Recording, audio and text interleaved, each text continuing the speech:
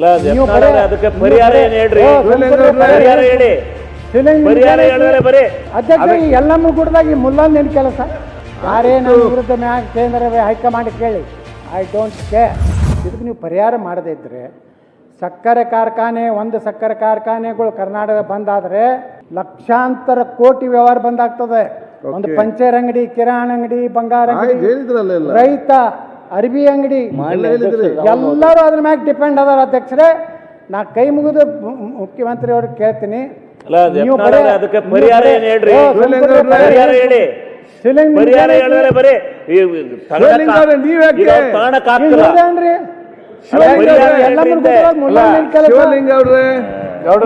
ಅಧ್ಯಕ್ಷ ಎಲ್ಲಮ್ಮ ಗುಡ್ದಾಗಿ ಮುಲ್ಲಂದ್ ಏನ್ ಕೆಲಸ?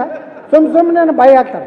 ಅದಕ್ಕೆ ನಾ ಆಗ್ರಹ ಮಾಡ್ತೀನಿ, ಮುಖ್ಯಮಂತ್ರಿಗಳು ತಕ್ಷಣ ಸಭೆ ಕರೀರಿ, ಸೂಕ್ತ ಪರಿಹಾರ ಕೊಡ್ರಿ. ನೀವು ಎಷ್ಟು ಪರಿಹಾರ ಕೊಡ್ತೀರಿ ಅದನ್ನು ನಾವು ರೈತರಿಗೆ, ನೀವು 3,500 ಕೊಡ್ಬೇಕತ್ತಿರಲ್ಲ, ನಾವು ಕೊಡ್ಲಿಕ್ಕೆ ತಯಾರಿದ್ದೀವಿ. ನಮ್ಮದು ಏನದ ಉಪ ಉತ್ಪನ್ನಗಳನ್ನು ಕೇಂದ್ರ ಸರ್ಕಾರಕ್ಕೂ ನೀವು ಕರ್ಕೊಂಡು ಹೋಗ್ರಿ. ಪ್ರಧಾನಮಂತ್ರಿಗಳ ಬಳಿ ನಮ್ಮನ್ನು ಕರ್ಕೊಂಡು ಹೋಗ್ರಿ.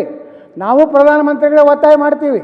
ಪ್ರಧಾನಮಂತ್ರಿಗಳ ನಿರ್ಣಯ ಮಾಡಿದ್ರಿಂದಲೇ ಈ ದೇಶದಾಗ ಸುಮಾರು ಒಂದು ವರ್ಷಕ್ಕೆ $1,00,000 ಕೋಟಿ ಫಾರಿನ್ ಎಕ್ಸ್ಚೇಂಜ್ ಉಳಿದಲಿಕ್ಕೆ ಕಾರಣ ನರೇಂದ್ರ ಮೋದಿಯವರು ಅನ್ನೋಂಥ ಮಾತನ್ನು ಹೇಳಿ ನಾನು ಅಭಿನಂದನೆಯನ್ನು ನಮ್ಮ ನಿತಿನ್ ಗಡ್ಕರಿಗೆ ಸಲ್ಲಿಸಿ, ಯಾರೇ ರಾಜಕಾರಣ ಮಾಡಲಿ, ಯಾರೇ ನನ್ನ ವಿರುದ್ಧ ಮ್ಯಾಗ ಕೇಂದ್ರ ಹೈಕಮಾಂಡ್ ಕೇಳಿ, ಐ ಡೋಂಟ್ ಕೇರ್.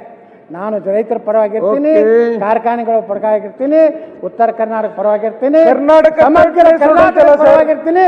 ಕರ್ನಾಟಕ ಒಂದೇ ಇರಬೇಕು, ನಾವೆಲ್ಲ ಸಮಾನತೆಯಿಂದ ಅಭಿವೃದ್ಧಿ ಆಗ್ಬೇಕಂತ ಕೇಳ್ಕೊಂಡು ನಾನು ಮಾತು ಮುಗಿಸ್ತೀನಿ. ಅವಕಾಶ ಕೊಟ್ಟಿದ್ದಕ್ಕೆ ಧನ್ಯವಾದಗಳು.